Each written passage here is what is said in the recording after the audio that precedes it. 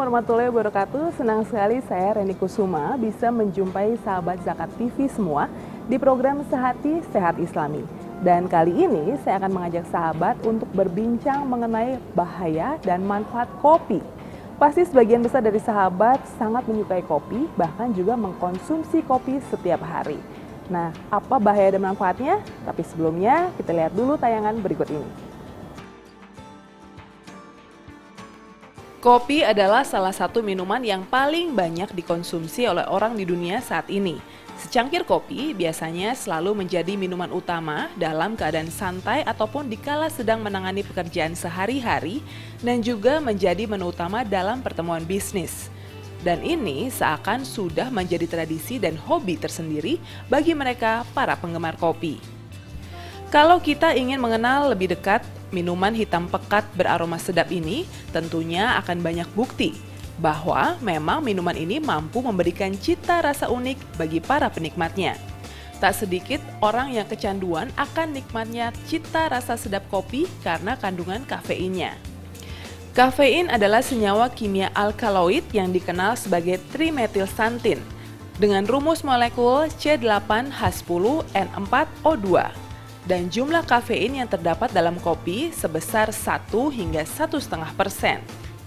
Mengapa kafein mampu membuat orang menjadi kecanduan kopi?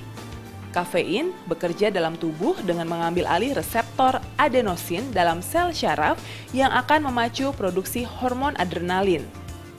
Dalam dunia kedokteran, kafein sering digunakan sebagai perangsang kerja jantung dan meningkatkan produksi urin. Dalam dosis yang rendah, kafein dapat berfungsi sebagai bahan pembangkit stamina dan penghilang rasa sakit.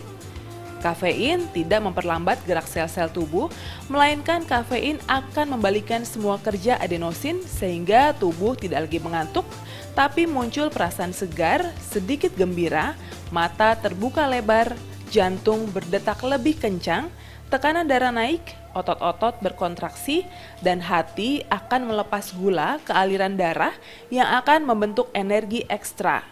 Itulah sebabnya berbagai jenis minuman pembangkit stamina umumnya mengandung kafein sebagai bahan utamanya, termasuk kopi. Selain manfaatnya untuk kesehatan, ternyata kopi juga memiliki kerugian. Salah satunya adalah efek ketergantungan. Minum kopi ternyata dapat meningkatkan resiko terkena stroke. Sebuah penelitian yang dimuat dalam Journal of Neurology, Neurosurgery and Psychiatry tahun 2002 menyimpulkan bahwa minum lebih dari 5 gelas kopi per hari akan meningkatkan resiko terjadinya kerusakan pada dinding pembuluh darah. Pada wanita hamil juga disarankan tidak mengkonsumsi kopi dan makanan yang mengandung kafein.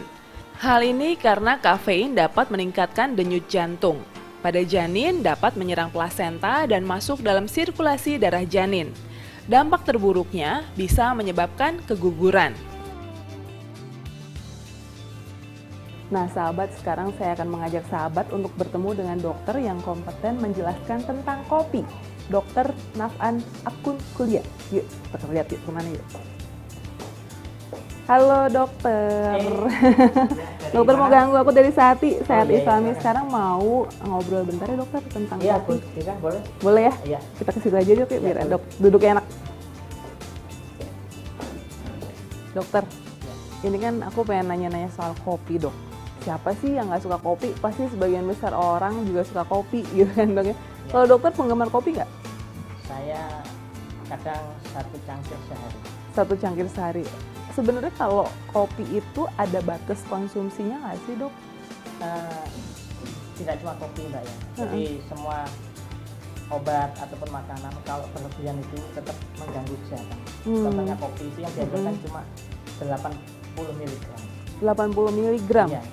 80 kalau sehari itu. Kalau sudah lebih, itu nanti ada efek-efek yang membahayakan kesehatan. 80 mg itu kalau kita terjemahkan dalam bentuk cangkir dok, kan orang-orang berapa cangkir sehari itu seberapa ya dok ya? 80 mg kira-kira 2-3 cangkir. 2-3 cangkir. Itu sudah cukup. Oke. Nah itu kalau misalkan kopi sekarang kan banyak sekali ragam kopi ya dok ya. Iya.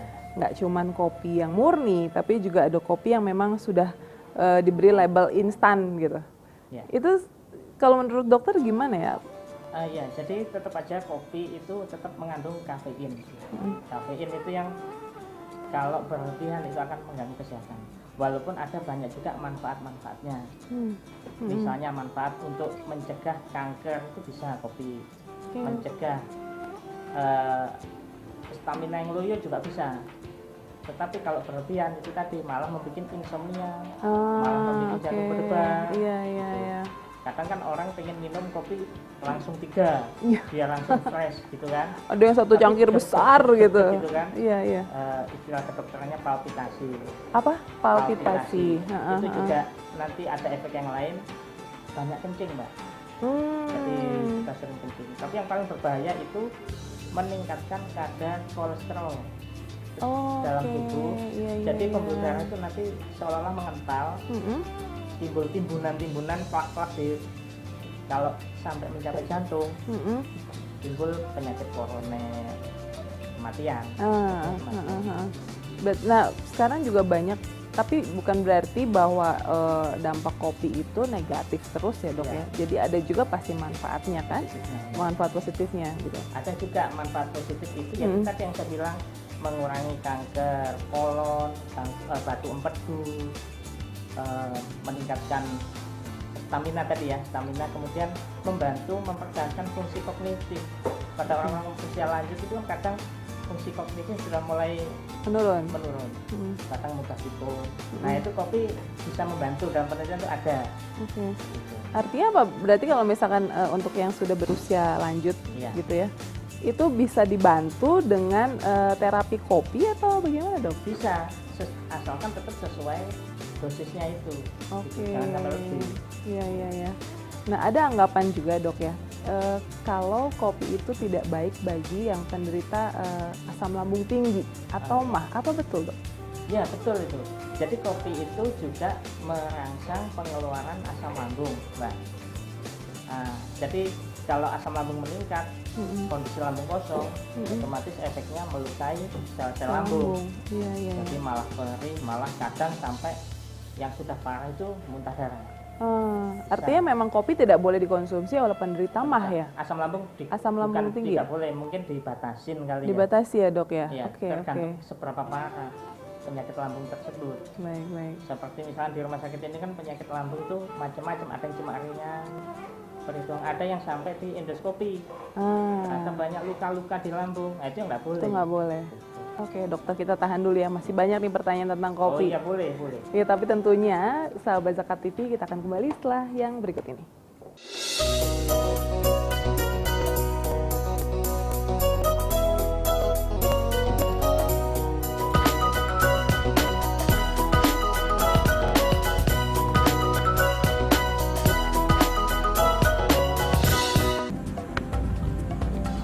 Semangat kemenangan harus berasal dari sportivitas yang datang dari hati. Saya Bawang Pamungkas, saya Zakat di Dompet Duafa. Keluarga adalah sumber inspirasi saya. Kehangatannya datang dari hati. Saya Inneke Koesherawati, saya Zakat di Dompet Duafa. Berbagi memudahkan rezeki, karena datang dari hati. Saya Ipo Santosa, Zakat di Dompet Duafa. Dompet Duafa.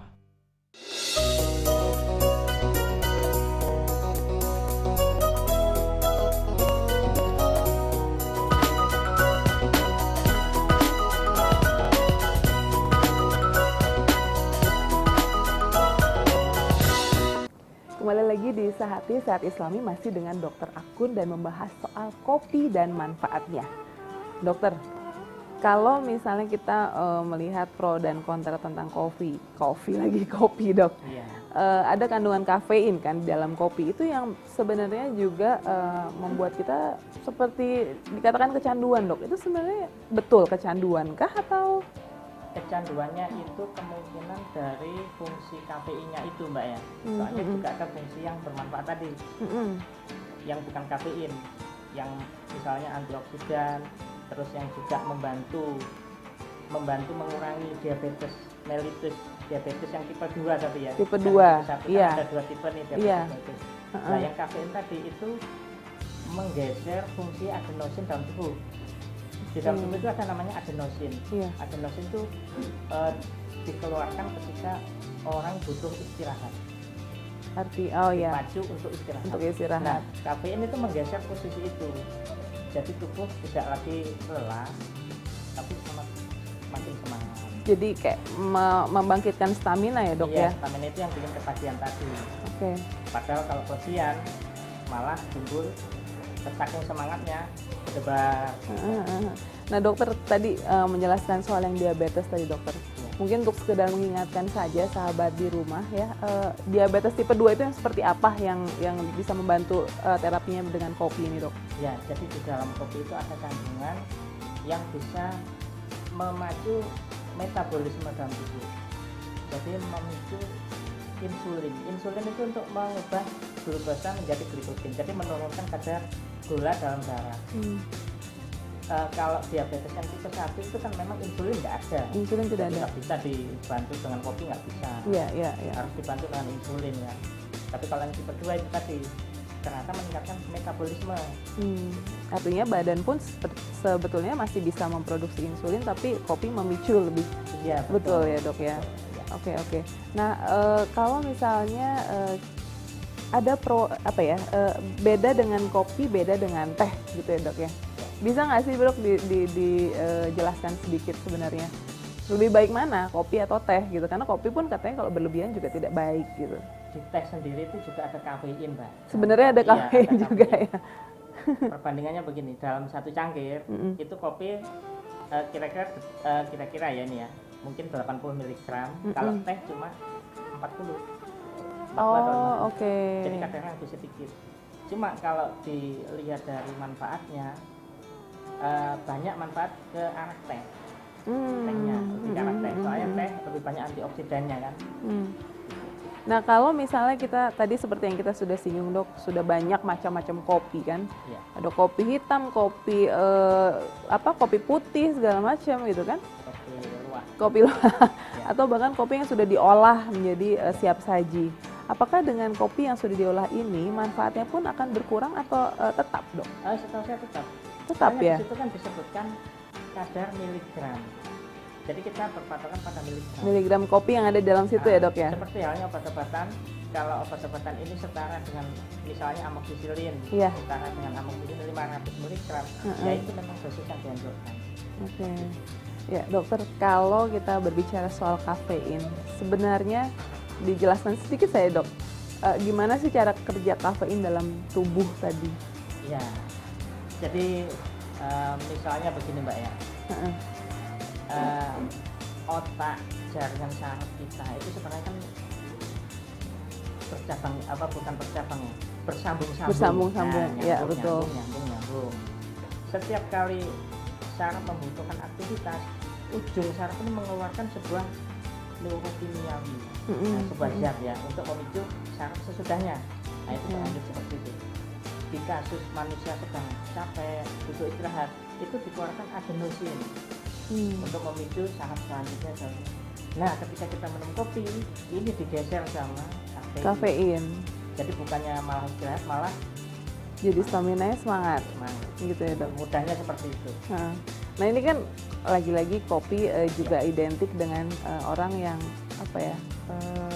tidurnya ntar aja deh gitu, karena saya harus kerja misalnya gitu, atau saya harus beraktivitas gitu. Tapi sebenarnya ketika orang tadi mungkin diharuskan istirahat harusnya, tapi kemudian ditahan dengan kafein sehingga tidak istirahat. Apakah efeknya bisa berdampak jangka panjang dok ketika orang selalu mengkonsumsi kopi terus tapi harusnya istirahat, badannya dipaksa nggak istirahat gitu dok? Iya, tetap badan itu kan punya semacam alarm mungkin ya, alarm untuk warning kapan harus istirahat, kapan harus bekerja. Kalau dipaksa seperti itu ya,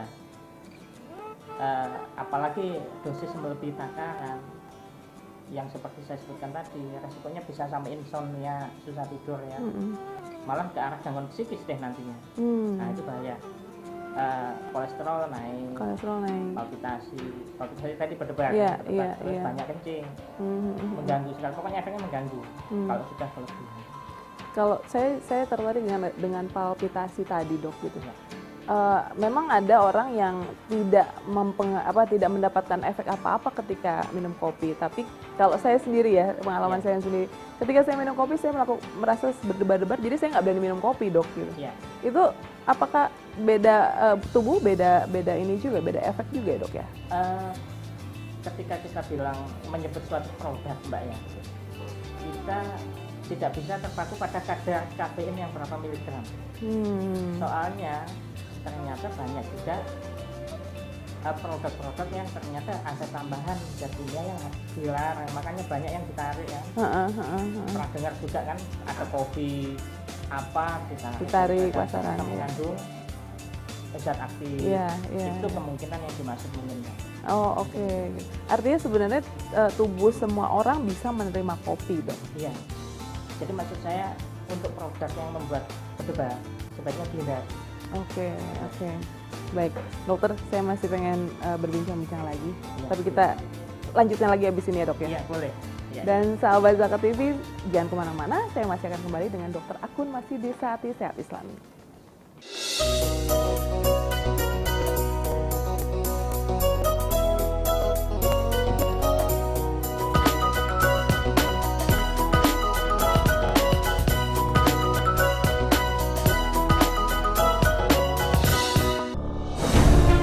Ketika keindahan dunia merebak keselarasan, berbagi kemesraan. Ketika sejuta tangan merangkai kebahagiaan dalam kehidupan yang harmoni.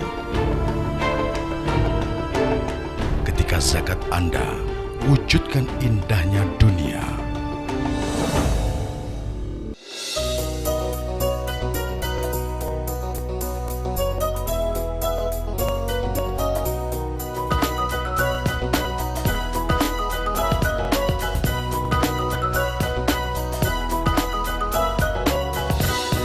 Masih di Saati Sehat Islami, masih bersama dengan Dokter Akun. Kita lanjutkan lagi ya obrolannya, Dokter Akun. Iya.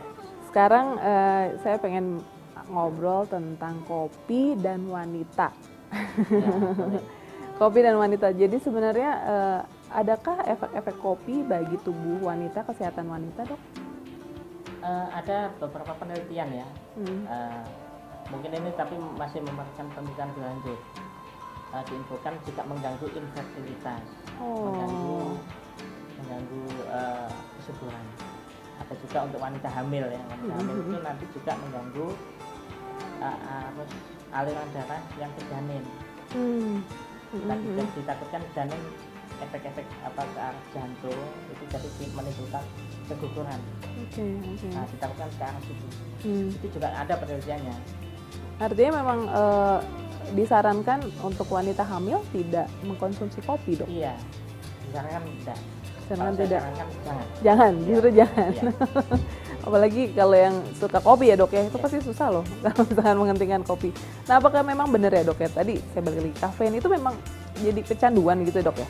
Kalau ketika sudah melebihi ambang batas tadi. Oke, artinya ketika misalkan setiap hari misalnya kita mengkonsumsi kopi setiap hari 1 gelas. Ketika kita tidak mengkonsumsi 1 gelas 1 hari, artinya kita tidak meminum kopi, apakah ada efek dalam tubuh yang harus minum kopi atau seperti itu, Dok?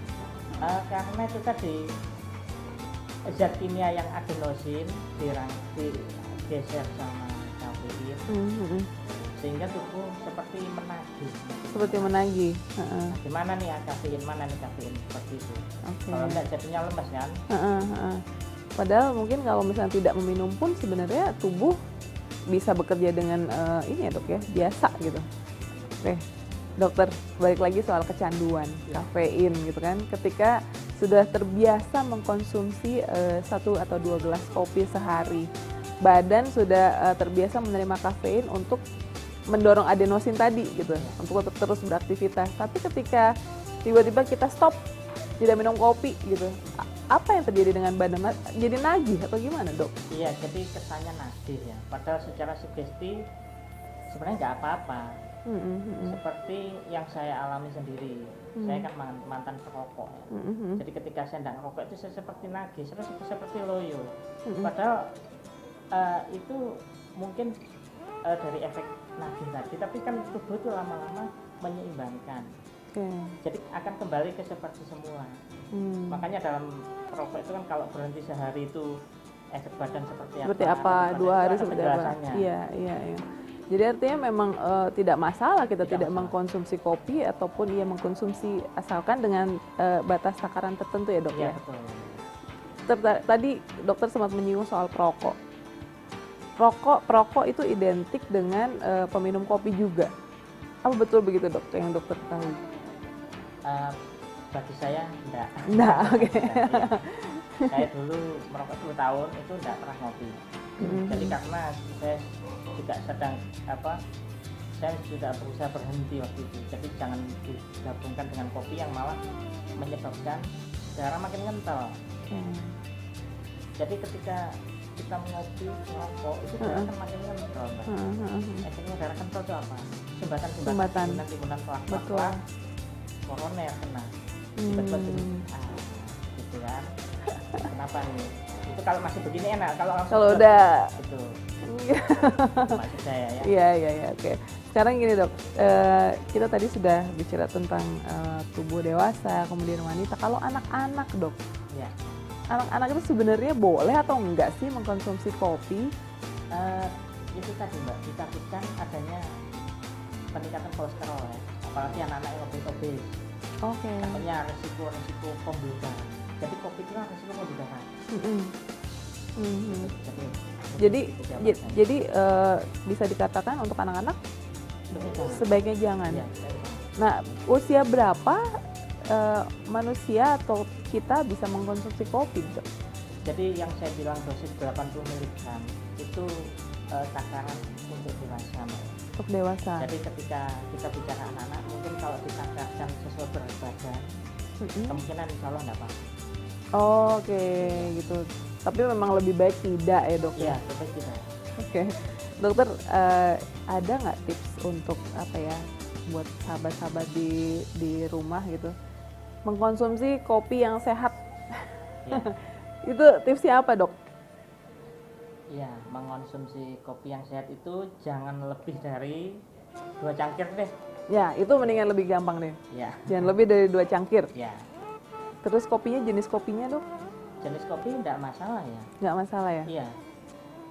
Selama ada, kalau produk dagang itu ada izin BP POM? BP POM atau kopi yang biasa itu Kopi yang sesuai- tubruk itu sesuai, gitu? sesuai aturan, sesuai dosis. Sesuai dosis. Ya. Sesuai dosis itu 80 mg sehari ya jangan dok ya? lebih. Jangan lebih dari itu. Iya. Kemudian buat Ketika sudah timbul berdebar, Stop. kurangi dosisnya. stop atau kurangi dosis. Berarti itu kelebihan. Itu kelebihan. Kelebihan. Oke. Kalau sampai ke belakang kencing, bolak-balik kencing, nah itu juga sudah kelebihan. Oke, itu juga dikurangi dulu. Kurangi. Buat wanita hamil Sebaiknya tidak. sebaiknya tidak. Buat anak-anak Juga sebaiknya juga tidak. sebaiknya tidak. Iya. Kemudian apalagi dok? Buat yang penderita diabetes Diabetes dianjurkan 2 cangkir. 2 cangkir. Iya. Kemudian buat yang lanjut usia Lanjut usia boleh 2 cangkir. 2 cangkir juga. Oke, buat penderita asam lambung Asalnya sebaiknya tidak. sebaiknya tidak. Oke. Terima kasih banyak dokter buat informasinya Iya. siang ini tentang kopi. Saya jadi melek kopi. Terima kasih dokter Iya, buat waktunya. sama-sama. Dan sahabat Sehati, itu tadi perbincangan saya dengan Dokter Akun terkait dengan manfaat dan juga bahaya kopi. Nantikan Sehati Islami berikutnya tentu saja di episode dan topik yang berbeda. Sampai jumpa.